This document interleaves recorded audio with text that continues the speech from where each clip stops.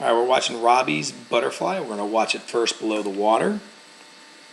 A couple things that as we were watching it, and I saw this last night right away, just kind of a little bit of a pause on that fly. We can see how low our hands are going in that water. So it's more of an up and down motion.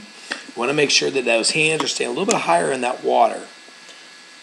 3 dolphin kicks. We want to see 6. We got to work on that turn, the underwater dolphin kicks as well. Okay. We're going to go back and we're going to rewatch this. We're going to go a little bit slower at about a quarter speed. We're just going to kind of take it apart a little bit here.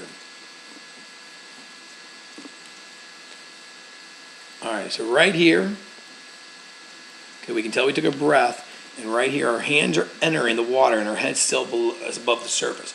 We need to make sure that our head is getting down a lot better with that fly and a lot earlier with that fly. You don't want to be a late entry with your head. So when you're late entry with your head, part of what happens is your head starts to push your hands down, and you can see that our hands are still going down here. Ideally, we want our hands up here where the fly is, not all the way down here. So there's a lot of area we got to work on where that hand placement should be. Okay. Then once we start going down, what do we have to do when we have to go down? We have to come all the way back up to get back to the top of that stroke. All right. Now, from a good standpoint, as you start your pull, you have nice high elbows. You have your thumbs and your pointer finger almost completely together right underneath your shoulders. That's fantastic. We want to see that good, strong power pull. You're doing it all the way down to your belly button. Very good job there. Now, right here, you can kind of see you're not fully extended with your arms. Your elbows are still bent, and you're already lifting your elbows out of the water, and you're not really finishing your stroke. You want your hands finishing by the bottom of your suit, bottom of your hips, with your palms up. And as you start to come out of the water, you can see how your thumbs start to turn down and your pinkies start to turn up. So you don't really finish that stroke. So make sure we get that stroke all the way finished, all the way at the bottom of that stroke. Okay? And again, you can kind of see there's your hands entering, your head is just about to start coming in here, and we're going to fall down. So when we're doing fly, okay, ideally, what we would like to see is your hands to be up here. Then we would like to see your head to be here, and then your hips right where they are.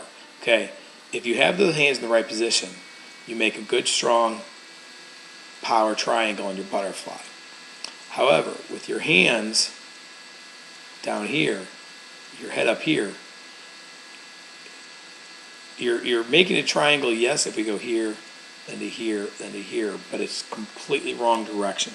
So we've got to work on where the power is in that stroke, and the power in that stroke is right here where this last circle is.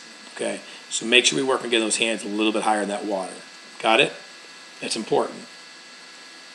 That way we're not kind of floating up and down so much. You got 2 good kicks. You're kicking once at the bottom, and you're kicking once at the top. So we like your kicks a lot. We like the 2-beat kick always. Don't want to breathe that last stroke on the wall, and as you take that last stroke on the wall with a breath, you can kind of see how your hands go down. Okay, and then you have to float back up to that wall. Now, what I like is I like how quick you get your legs in the wall. I like right here, if you look at your feet, you can kind of see that you're stacking those feet on top of each other. I like that a lot. Good job of getting your hand off the wall quickly. Your feet are a little bit pointed to the side. I'd like to see them up a little bit more on that angle if you can.